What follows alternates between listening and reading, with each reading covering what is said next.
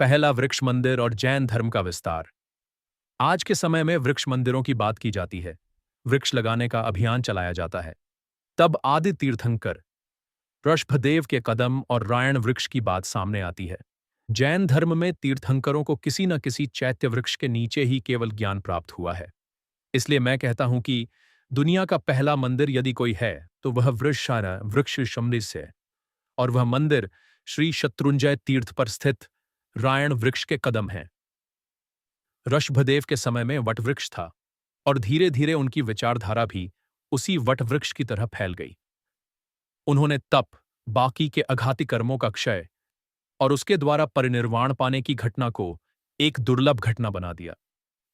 त्यागी ऋषभदेव अपने एकांत स्थान में शेष जीवन व्यतीत करना चाहते थे, तो दूसरी ओर समस्त प्राणियों की रक्षा करने के दाखंठी दया के भाव से उन्होंने पवित्र उद्देश्य के साथ उपदेश देना शुरू किया।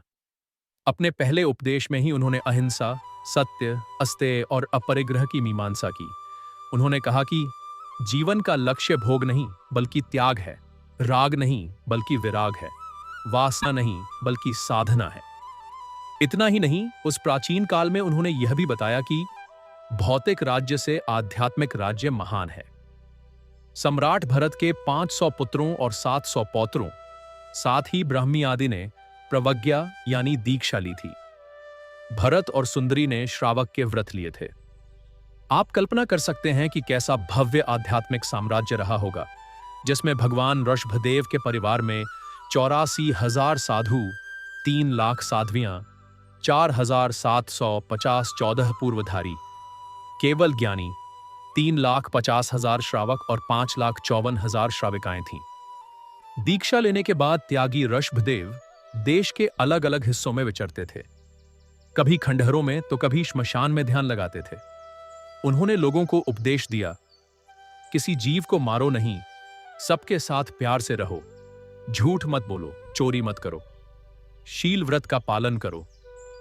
आध्यात्मिक क्रांति और अंतिम उपदेश। राजा ऋषभदेव जब दीक्षा लेकर त्यागी बने तब उनके साथ 4,000 शिष्य थे, लेकिन योगी ऋषभ के मौन और उनकी कठोर साधना की जानकारी न होने के कारण सभी वापस चले गए थे। केवल ज्ञान प्राप्त करने के बाद उनका धार्मिक परिवार पुनः विकसित होता गया। उनके परिवार में इतने सारे श्रावक श्राविकाएं होना एक धर्म क्रांति का परिणाम है। भगवान ऋषभदेव ने पर्यंकासन में बैठकर यह विचार दिया कि देश की आत्मा उसकी संस्कृति में बसती है और वह है आस्को आत्मन्यथा सुमनमय की पहचान। भगवान ऋषभदेव का निर्वाण अष्टापद तीर्थ पर हुआ।